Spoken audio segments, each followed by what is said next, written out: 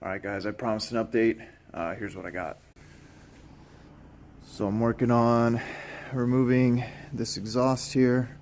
I got the motor mount bolts or nuts to get rid of, but I think we're pretty much ready to get this thing out of here. Probably not gonna start pulling it out till this weekend, but I can at least get rid of the or get the exhaust off and we should be good to go.